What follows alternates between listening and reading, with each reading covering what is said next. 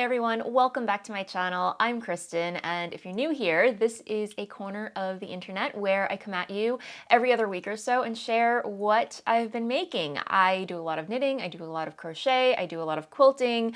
If that is something that you're into, if you're multi-craftual, love making all the things, you're in a good place. Grab a beverage of choice, grab a project, and let's get into things because I've got quite a lot to share with you. This week I have not one, not two, but three finished objects. Who am I? Who have I become? I don't know this person. Let's kick things off with a fun finished object because this is something I don't typically gravitate towards making, but this past week was Dennis and I. It was our 13th anniversary. We've been married 13 years, which is where does the time go? I have no idea. But I decided to make him a little something, just a little silly gift because he loves the beach, loves hermit crabs, loves, he's big into nature. But whenever we go to the beach, we always see the hermit crabs and little fiddler crabs, and we're just so amused by them. So I hopped onto Ravelry and started searching amigurumi patterns for, I don't know, like sea creatures, and I stumbled on one called Hettie the Hermit by Irene Strange, and I was just like, okay, it's a done deal. I have to make him an amigurumi hermit crab. So here we go. Isn't he adorable, ladies and gentlemen? I mean, my gosh. He just like puts a huge smile on my face. I mean, how could he not? Yeah. And guys, again, I don't typically gravitate towards amigurumi patterns or stuffies. I mean, I've made an emotional support chicken. That was fun, and didn't expect myself to make any other stuffy going forward. It's just kind of like a one-off deal type of situation. But here we are. We have another stuffy. But this, I will say, is probably one of my very first amigurumi projects that I've ever made. And amigurumi, if you're not familiar, it's a form of plushy, stuffy, whatever you want to call them, knitted or crochet, typically crocheted stuffed animal. In US terms, it employs the single crochet stitch for the most part, and this was no exception. So yeah, and the pattern itself is incredibly well written, very clear, she uses a lot of photos and diagrams, so you are not lost. Your hand is constantly held while making this pattern. But I will say, the yarn, holy cow, guys, it was a freaking nightmare. It was a nightmare to get through this pattern because of the yarn that I purchased.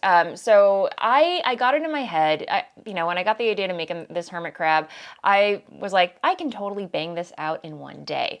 And I probably could have had the yarn been a pleasure, a joy to work with. But alas, it was not.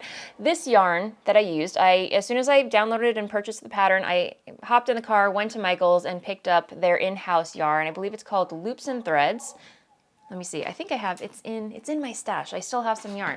I ended up buying quite a lot of this yarn because in the skein, it looks very, very lovely. Here it is. This is their Loops and Threads Silky Soft Rayon from Bamboo, and it's 100% rayon bamboo. And as you can see, it just has a really nice, shiny, silky sheen to it. So I got a couple of skeins of it. It was on sale, and I figured, okay, I can make a Hettie and use the leftovers to make some other crochet patterns. And I think I will, but let me get at what I really don't like about this yarn. It is super splitty. Very slippery, very splitty. Let me see if I can show it to you up close. So, yeah. I think this is about 8 ply, if you will. I mean, basically, what it reminds me of is embroidery floss, essentially. It's just embroidery floss, but in yarn form. So again, I'm a huge proponent. I railed on about this in my last episode, how tools are so important when it comes to the project that you're working on. I'm always saying that, if you're struggling with knitting or crocheting your project, try swapping out your tools. And that is exactly what I did with this project. So, I started out with your, basic average, I think this is Clover or Susan Bates, your typical run-of-the-mill crochet hook that you can pick up in any craft store. And I was not a happy camper. No, no, just was not happening. So, you know, what do? You swap it out for another crochet hook. So I think I went through like maybe 4 different types of crochet hooks, and last ditch effort, I was like, okay, if this crochet hook does not work, I'm gonna can the project. I'm just gonna scrap it. So lo and behold, I went deep diving into my stash and pulled out probably one of my very first crochet hook sets that I purchased from Amazon. It was a super cheap set, had, you know, I think maybe 12 different sizes, bought it for like $12 US. And this is it. You can see it's gotten some love over the years. I think I purchased it 5 or 6 years ago. For some reason, this hook made all the difference. And I think the reason is, I'm pretty sure this is exactly the reason, but it's the type of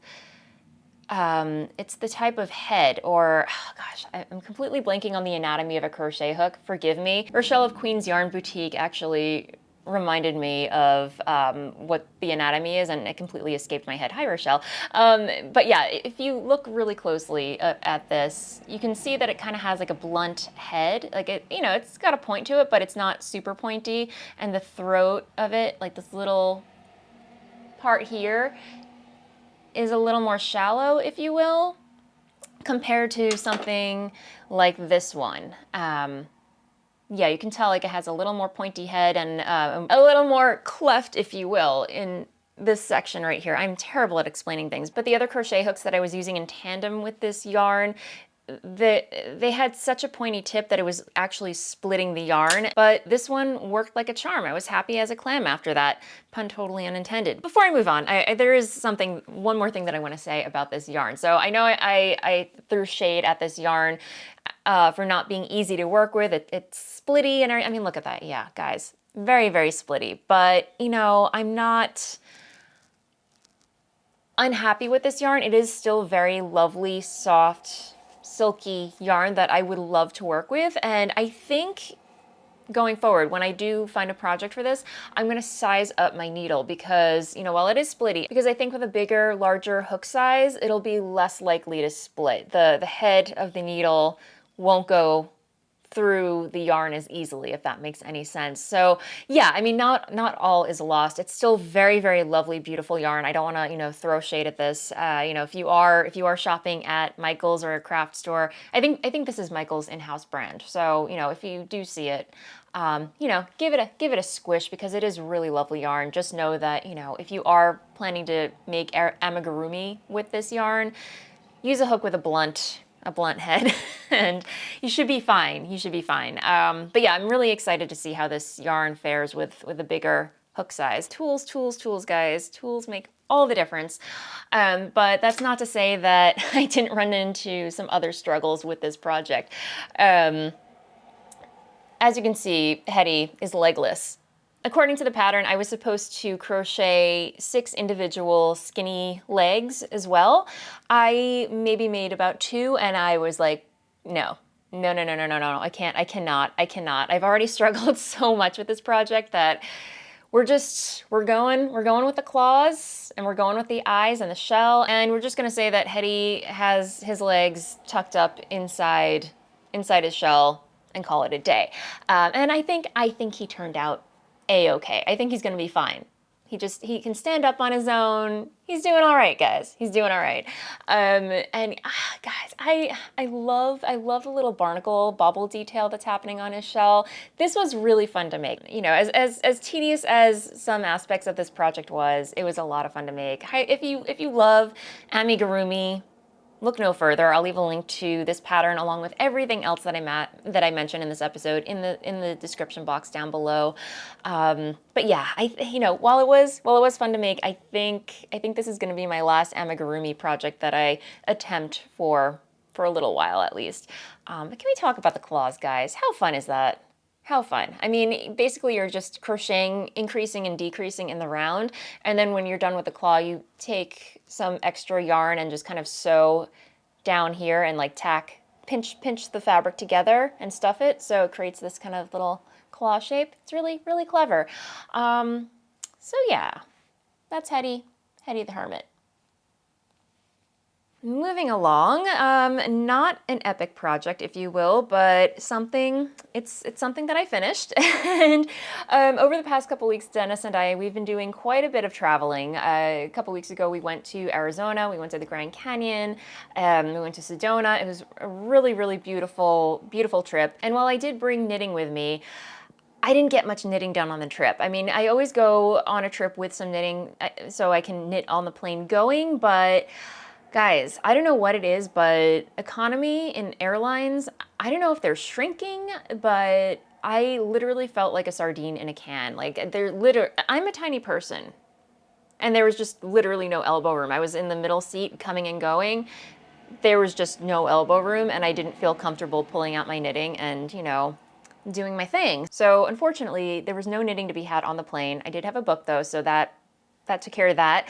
But when I got to Arizona, there was some driving involved. So while we were driving from A to B, I started knitting. So yeah, all that to say that I have a finished pair of socks. But again, I only managed to cast on the sock and get down to the heel while we were there for about a week. So yeah, unfortunately not much knitting. But when I got back, I just, put pedal to the metal and cranked out these puppies right here. Again, Patton's Crochet. One of my favorite yarns to knit socks out of. I love them because I love this yarn because not only is it super pretty, can we talk about it? Yeah. This is the Celestial colorway, by the way. It's just a really beautiful ombre of, like denim blue and sapphire and purple and maybe a hint of gray. Little teal. Yeah, it's just a really beautiful color. But yeah, I love this sock yarn so much just because it's invincible. It can take a lot of wear and tear. It will not die.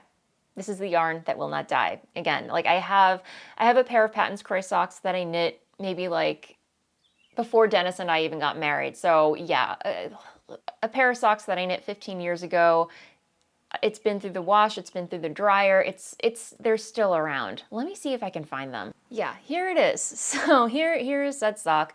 I'm pretty sure I knit this about 15 years ago, and yeah, it's still alive and kicking. I mean, it does have a little bit of wear, and it has shrunken ever so slightly, but I mean, for the most part, guys, this yarn, it lives. So yeah, unfortunately, I cannot find its mate at the moment, of course, when I need it for the video, but we have one, so yay. So yes, another finished pair of socks ready for next winter. Very, very excited about that. Moving along, this was such a quick project. But here we are. This is the Spring Showers Shawl by Pattern Paradise, also known as Maria Bittner. And yeah, this looks super complicated, but guys, this, again, it flew off my hook. I always want to say it flew off my needles because I'm, first a knitter, second a crocheter, but yeah, this flew off my hook like nobody's business. And I crocheted this using my hand-dyed yarn, Voolenvine yarns, in 3 different colorways. If you don't know, I am the dyer behind Voolenvine Yarns, which is my hand-dyed yarn company, and occasionally I like stealing for my own shop updates, and this situation was no exception. So, sorry guys, my microphone is dipping into my person, and hopefully you can hear me and I'm not muffled, but anyway, so I used 3 different colorways, and they're relatively new colorways. So this one here is called Tortured Poet, named after Taylor Swift's new album, Tortured Poets Department. I guess you could say I'm a fan. So I dyed a colorway after it. It's just like this really nice neutral gray with speckles, and like gray and brown speckles, I want to say. And yeah, I just really, really love it. And then the third color that I used is the colorway that I dyed for Helen Stewart's 24 Birds Mystery Knit Along. This is Pimpernel. It's kind of just a kind of like jade green, if you will. Jadey sage green with like gold and teal speckles. And the last colorway that I used here for the border is my new colorway called Luna Moth. Because guys, if you've ever seen a Luna Moth, they're so pretty. And lately I am having a moment with chartreuse. I just lately I'm just gravitating towards that color. It's just so, so pretty and so out of my comfort zone, but there's just something about chartreuse that, oh, guys, I can't get enough of these days. I mean, it's right now, dare I say, it's right up there with my other favorite color, mauve. Yeah, I kind of obsessed. So yeah, I love the way that these three colors look together. I thought it was a really, really nice fade. And also, typically I don't do fades, but lately, I'm here for the fades. And when I saw, especially when I saw these three colors together, I just thought, okay, yeah, I have to do something with them. So I pulled those three colors on my Smitten DK base, which is a lovely blend of merino nylon cashmere. It's, of course, as the name suggests, it's a DK weight yarn. Really, really buttery soft and just a real pleasure to crochet with, if you will. So yeah, let me step back so you can see. I actually have to block this, guys. This literally came off my hook this morning right before I recorded, so I still have to block it, but here she is. Yeah, I really enjoyed working on this, guys. And yeah, again, it's crochet. It looks complicated. If you're new to crochet, you can totally do this. This is very doable, beginner friendly, I would say. You just have to be comfortable making single crochet, double crochet. There's a couple of rows in here with triple crochet. The pattern is very well written, very clear. There's even charts, which I really, really appreciate because I'm a visual person. If a pattern has a chart, it's a bonus for me, just because when when I see walls of text, my eyes, they just go cross-eyed and it's very overwhelming. But if there's a chart, I can see, you know, what's happening visually, then we're all good. So yeah, I'm trying to think what I want to say about this. Yeah, just a really, really beautiful pattern that, you know, if you have a combination of three colorways, or even like one of those big skeins that gradiate into each other, an ombre or gradient skein, perfect for this. Highly recommend it. And at this point, I'm babbling. I don't know what else to say other than, you know, this is, I mean, perfect spring, fall shawl that you can just drape on your shoulders or wrap around your neck. This colorway combination is just making me so happy right now, guys. So I will be bringing this colorway combination back to the shop soon. I've just got a couple of other things that I've got to dye first. I have some kits and pre-orders that I still have to dye, but once all that's been dyed and you're interested, I will dye more kits for this pattern. Let me know in the comments down below. Would you like me to dye some kits to make this pattern? I'm curious. A little bit of market research for me. So anyway, again, Spring Showers Shawl by Pattern Paradise, a really beautiful, fun, easy crochet pattern. Yeah, so there is that. I'm gonna try and get some photos of this after it's blocked and post some finished objects or video here so you can see what it looks like completely done.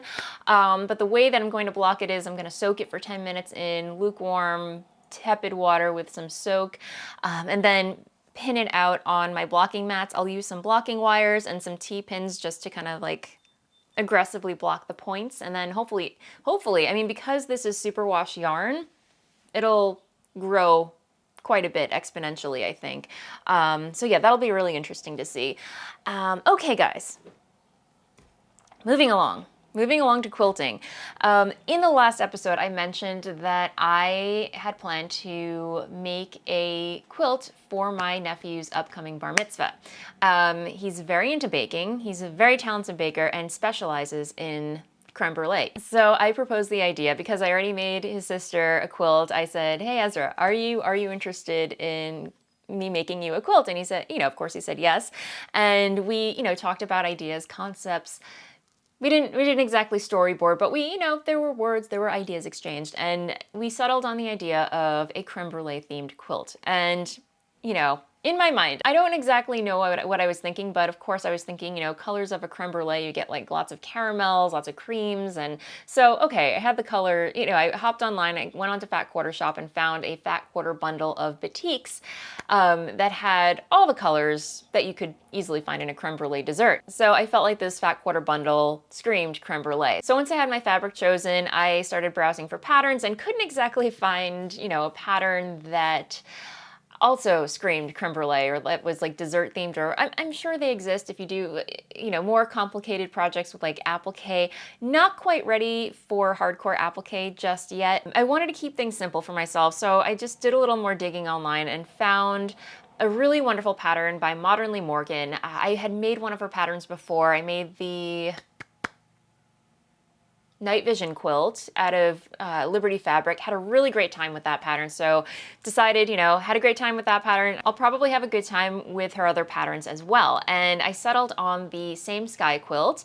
And yeah, guys, I started this project several weeks ago, and unfortunately, I'm not quite done yet. I'm still working on the quilt top, and guys, I'm not gonna lie, I'm not very motivated to work on this quilt just because I want to blame things on the fabric, because this is my first rodeo, well, you know, kind of, you know, large quilt pattern using batiks, because the weave of batiks is so dense, it's a lot denser than your typical 100% quilting cotton, if you will. Batik fabrics are, you know, very tightly woven, that they almost have like a papery feel to them. Although I do hear, like, when you wash them a couple times, it does soften up. But working with them, I just feel like I'm quilting with paper. That's just my own humble opinion. I'm sure, you know, there's a trick to, you know, like you can pre-wash or whatever. I'm not here for the pre-washing. That's just not how I roll, guys. But yeah, so here's one of the quilt blocks. And guys, super simple, super easy to assemble. There is a lot of cutting, a lot of piecing together that you have to do before you start assembling the actual quilt block. So as you can see, there's some half square triangles in there.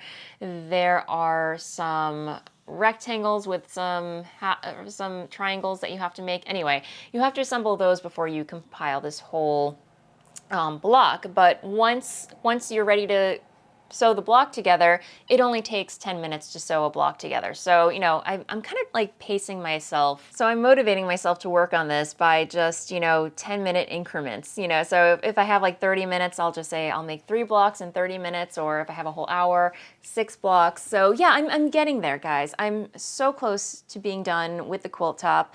I have a whole pile of blocks here, and I've started to assemble the quilt top itself, which is interesting, because typically I wait until I have all the quilt blocks finished before I start assembling the quilt top. But for this project, because I'm kind of working out, I forgot to mention that I'm working out in a gradient. Again, the gradients are working their way into my life. But anyway, for this project, I'm starting with the lighter shades in the center and gradiating out to the darker shades. So I just started piecing things together that way. So I will stand back so you can see what the quilt top looks like already. Here we go. So, ta-da! And again, do not look too close, because there are plenty of mistakes. Again, because, what do you call it? Because batik fabrics are so tightly woven, as I mentioned, it's not as forgiving as quilting cotton. So, you know, with quilting cotton, if, you know, your seams don't line up precisely, you can kind of fudge it. Like, you can stretch the weave a little bit so those, you know, angles do meet up in the center. I don't know what this is, but if you've quilted something with corners meeting, yeah, you know what I'm talking about. If you know, you know. So anyway, with quilting cotton, yeah, you can kind of cheat it. But with batik fabrics, you're a little more hard pressed to make it happen. So let me see if I can find an example of a mistake that we're gonna forget after I show you. Let me see. I think it did happen smack dab in the middle, which, of course, Murphy's Law. Let me see. Now I can't find it. Now I can't find it. Maybe we just kind of let it go quietly into the night. If I can't find it, a 14-year-old boy certainly won't be able to find it. I can't find it now, guys. It's here somewhere. Okay. Oh, yeah. Okay, here we go. It's not totally unsightly, but, you know, it's there. Like right here. I tried. I really tried, guys, but you know what? Yeah. The other stuff looks good. So anyway, yeah, that is where I am with my creme brulee Same Sky quilt by Modernly Morgan. The batik fabric fat quarter bundle that I purchased, I'm blanking on it, but I will leave a link to it down below. I purchased it from fatquartershop.com. not sponsored, but they are a great resource for quilting fabric if you are looking for one, at least in the United States. So yes, oh, here we go. This is the, at least, yeah, look at that. Oh my God, rookie mistake. So yeah, anyway, once this is all quilted, and I'm going to be doing the quilting myself. I don't have time to send it out. I think his bar mitzvah is it's in 2 weeks, guys. I really have my work cut out for me. I need to finish this quilt top this weekend and then get started on the quilting. So priorities, Kristen. It's gonna be a pretty big quilt, not huge, but you know, big enough where he can comfortably use it as, you know, a throw for the sofa or something, or, you know, use it as a picnic blanket or something. And if he doesn't like it, as I said, if he doesn't like it, apparently he's still into creme brulees. That hasn't changed, but whether or not he gets creme brulee vibes from this quilt or just autumn, I don't know. We'll find. We'll see. We'll see how it works out. But anyway, if he loves it, great. If he doesn't, and Kristen will take it and make him another quilt that he'll hopefully like. Anyway, I'm rambling. I'm waffling. Okay, guys. I have one more thing to share with you before I let you guys go, because at this point, I need a drink. This is my latest obsession. I cannot get enough Fresca. Obviously not sponsored at all, just a fan. When I saw that my grocery store started selling it in can form, I was just like, hello, I think we're gonna be friends. But yeah, anyway, it's sparkling soda water that is grapefruit flavored. It is absolutely delicious. It's calorie free, which is probably not a great thing because there's some artificial sweeteners in there, but there's no caffeine, which is a bonus. So anyway, I digress. Where was I? Okay, so one more thing that I wanted to share with you before I let you guys go. This is kind of a new rabbit. This is not a new rabbit hole, but it's a rabbit hole that I am revisiting, and I seem to have gone so far down it in the past week or so that I don't know if I can come back out of it. That is bead weaving. Bead weaving, bead stitching, I don't know what you want to call it, but I don't know if you've noticed the new earring situation happening. I don't typically wear earrings. I haven't worn earrings for quite some time, but a couple weeks ago, Dennis and we went to a craft fair in our area, and we weren't even gonna go, but Dennis was like, no, let's go check it out, you know, see what's there. And I'm so glad I did, because when we walked into the craft fair, I was immediately drawn to a booth or a stall where a woman was selling handmade beaded jewelry, and I recognized that it was, you know, it was a combination. So there was like a lot of peyote stitch, there was a lot of loom bead weaving pieces, just really, really beautiful pieces of work. You know, it was very treat yourself prices, and for a very good reason, because there's, you know, looking at her pieces, they're just so well made, and they're little pieces of artwork. So we left the craft fair, and I could not get this pair of earrings out of my mind to save my life. And, you know, thankfully I took a card, hopped on her website, and I found the earrings. They were still for sale. Let me see if I can, I'll take one out so you can see them up close. How beautiful is that, guys? I just could not resist. So I treated myself. And it's, yeah, as you can see, it's a combination of it's freeform peyote, it's freeform beadwork, and it's just so stunning. So glad that I was able to purchase a pair and support her, because oh my gosh, guys, her work is absolutely beautiful. Her name is Leslie O'Neill Designs. I will leave a link to her shop down below. She also inspired me to pull out my bead weaving loom again. If you recall, like a couple months ago, maybe like over a year ago, I was in a serious creative slump. Like none of my projects were calling out to me. I didn't feel motivated to work on anything. So one day decided to take myself to Michael's, as you do, and I was drawn to a bead weaving loom. Picked one up on a whim and just started going at it, and I was having so much fun.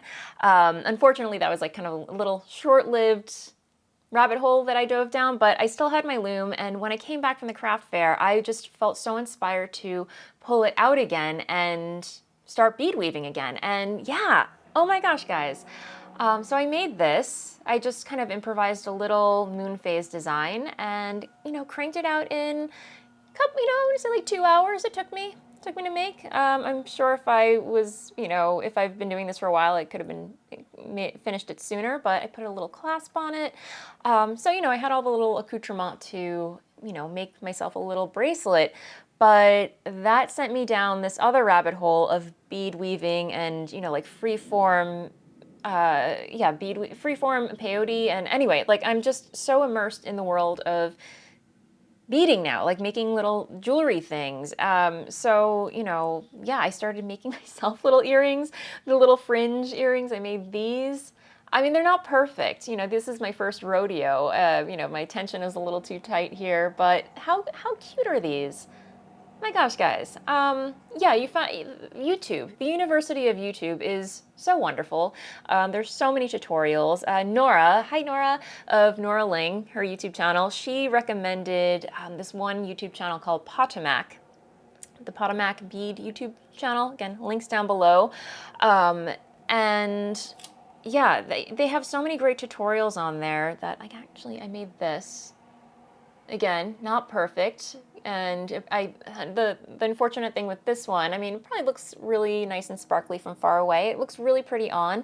But if you look closely, and if you're a seasoned bead jewelry maker, yeah, my bead sizes are not what they should be. Some of them are a little too small, too big. Anyway, I didn't have the right beads in my stash, but just to get the technique down, I mean, look at that, yeah. My thread is not tight enough at certain areas. You can see it there. But again, it's like practice. It's a learning process. I'm not beating myself up about it. I'm just having so much fun enjoying the process of learning all there is to making beady things. So I made that. Here's another. I made one earring, and then I was like, I don't know how I feel about the fringe. So here's another fringe earring that I made. These are all Toho seed beads, which you can find easily at a craft store. I think they're all, size 11s. And then, if you recall, I did go down the Miyuki Delica rabbit hole when I first started dipping my toes into bead-loom weaving. So, take it up a notch. Graduated from the bead-loom and I started dipping my toes into peyote. So I made a peyote friendship bracelet. Look how pretty. Oh my gosh, you guys. I don't know if you can tell, I'm having so much fun with this. Yeah, I don't know what to say. But I'm addicted. It's taking over my life and I love it. I love it so much. I can't wait to learn some more new techniques, and I don't know what's going to come of it, but yeah, just a lot of fun. And I actually have to put a clasp on this. This is the first time that I've made a peyote pattern, and I went off the deep end, guys, because apparently when you follow tutorials, they recommend to start with even count peyote because it's easy, but with odd count peyote, there's a special weave that you have to do with your thread at the end of the row to turn your thread around to go the opposite direction.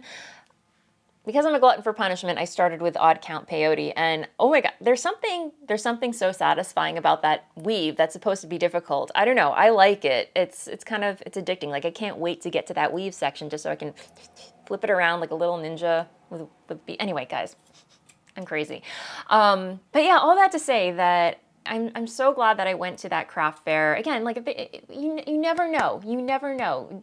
Like opportunities that you just don't feel like going to, go to them because you don't know what's going to inspire you or who you're going to meet or anyway. Yeah, again, so glad that I went to that craft fair and stumbled on Leslie O'Neill. Again, please go check out her online shop. She has such really beautiful pieces, and yeah, she's very, very inspiring. And I don't know. I doubt she's watching. Leslie, if you're watching this, you are amazing. I love these earrings, and I cannot wait to treat myself to another beautiful object from your shop. And thank you so much for inspiring me to try beading again because I'm having a blast. I'm loving it so much. I could totally see making some stitch markers for the shop. I mean, I don't know. We'll see. We'll see. We'll see where it goes. But yeah, just having so much fun with bead weaving, and I mean so much so, guys. Michaels again. Michaels, if you're watching this, can I be sponsored? Because I feel like I mention Michael's craft store so often. Anyway, I went to Michael's the other day and picked up one of these bad boys.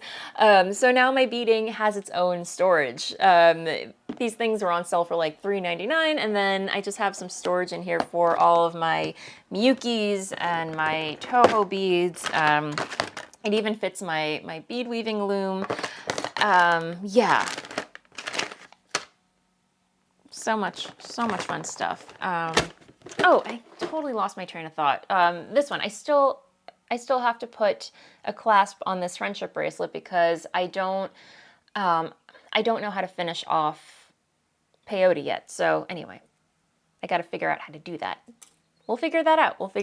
We're crossing that bridge. We've come to it. Okay, guys. This has been a very rambly, waffly episode, but if you've made it this far, thank you so very much for being here. Thank you so much for hanging out with me. I do want to mention one last thing. We do have our year-long make-along that is currently underway. That is the Epic Mall, the Epic Make-Along. You have until January 1st, 2025 to participate and to enter your projects to win a giveaway prize. Again, there are 2 ways to do that. You can participate via Instagram, use the hashtag Voolenvine Epic MAL, so other people can follow along, see your progress, be inspired, cheer you on, and what have you. And the other way to join is to hop on over to the Voolenvine Ravelry group, where I've created a chatter thread for the make-along. So that is a place where you can go in, chat about all things make-along, share your progress, share photos, links, ask questions, what have you, and then come the end of the make-along, I'll create a separate thread for FOs where, you can enter to win the actual giveaway prize, which is still TBD. And last but not least, a more exclusive way to join and more intimate, interactive way, if you will, is to become a member of this YouTube channel. If you didn't know, for the price of a monthly fancy schmancy cup of coffee, you can gain access to some bonus features here on this channel. So, if you can't get enough of yours truly, if you want to see me once a week without fail, you can join the A Cup of Something or higher tier, and you can gain access to my bonus vlogs. I call them weekly waffles. It's a very casual vlog where I just share what's going on life-wise, craft-wise, little bits and bobs that I don't always share here on the main channel. And then for any tier, you can gain access to our private Facebook group. And that is another way that you can participate in the make-along. You get to, again, ask questions, connect with other members, chat with me more directly. It's definitely a very more intimate, exclusive setting. So if that's something that you're interested in and want to grow with this wonderful community that we're building here, consider becoming a member. And to all my existing members, you're the best. Thank you so much. Your support for this channel and the work that I do means the world, and I'm just so lucky to know you guys. Yes, okay, guys. I've waffled on for much too long. So have a wonderful weekend, happy making, and I will see you in the next video.